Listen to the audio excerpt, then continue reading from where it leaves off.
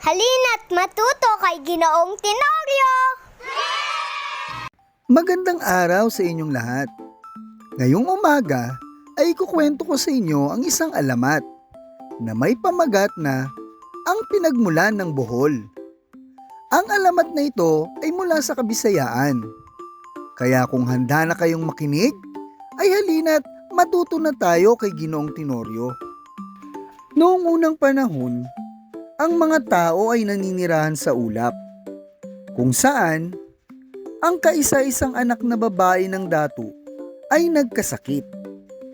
Nagdulot ito ng bagabag sa datu at hindi mapakali, kung kaya't ipinatawag niya agad-agad sa tanod ang manggagamot.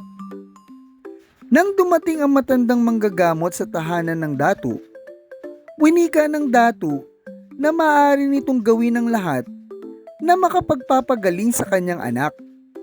Sinuring mabuti ng matandang manggagamot ang nag-iisang anak ng datu at kinausap ang datu sa labas ng tirahan nito.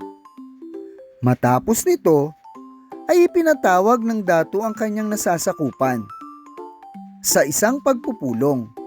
Makinig kayong lahat sa akin.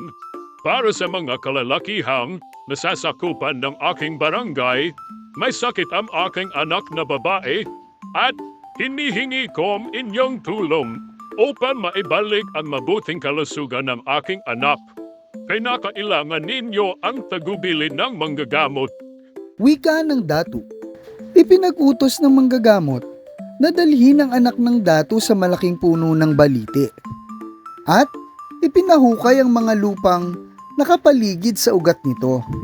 Agad na sinunod ito ng mga kalalakihan, tanda ng kanilang pagmamahal sa kanilang datu.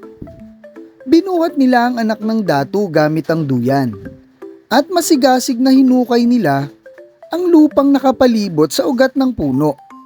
Matapos nilang magukay, ay ipinag-utos ng manggagamot na ilagay ang anak ng datu sa kanal na nabuo mula sa paghukay. Ang ugat ng puno ng balite ang makapagpapagaling sa anak ng datu. Wika ng manggagamot. Ngunit sa hindi inaasahang pangyayari, bumuka ang lupa at nahulog ang anak ng datu. Humingi ito ng tulong, ngunit huli na ang lahat. Nalaglag ang anak ng datu sa isang daluyan ng tubig at nagpagulong-gulong ito pababa. Nakita ng dalawang bibi ang pagkahulog ng anak ng datu at agad itong tinulungan. Namahinga ang dalaga sa likod ng mga ito at nangangailangan ng tulong upang gumaling, kung kaya't nagkaroon ng pagpupulong. Ako, susubukan ko. Wika ng isang palaka. Ngunit pinagtawanan lamang siya. Sinubukan ng palakang gawin ito at sa wakas ay nakapagdala siya ng ilang butil ng buhangin. Isinabog ito sa paligid ng pagong at lumitaw ang isang pulo at naging pulo ng buhol.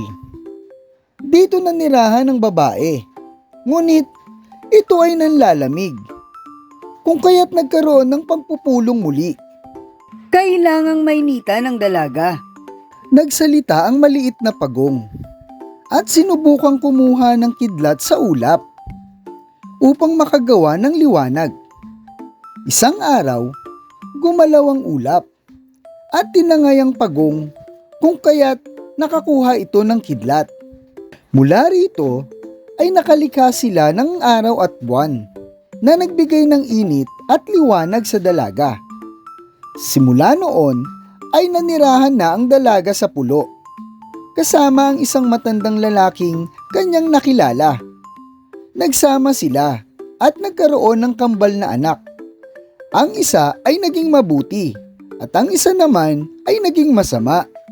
Ang mabuting anak ay inihanda ang buhol para sa pagdating ng mga tao. Gumawa siya ng kapatagan, mga ilog at maraming hayop.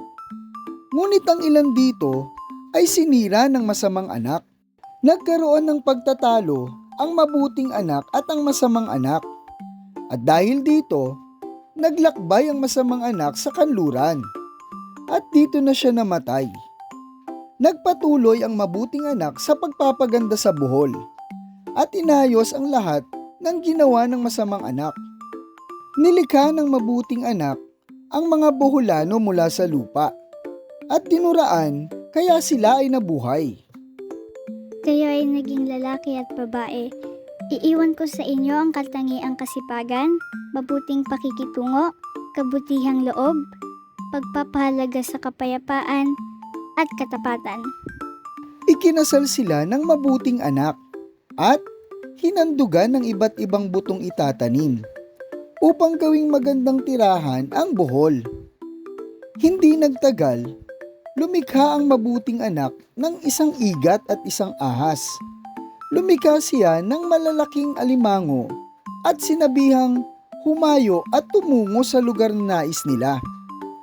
Sinipit ng alimango ang igat at lumikha ng isang lindol na naging dahilan kung bakit maraming alimango sa buhol. Naging paboritong pagkain ito ng mga buholano. Samantalang, ang mga palaka at pagong naman ay kanilang iginagalang. Nagustuhan niyo ba ang ating kwento ngayon?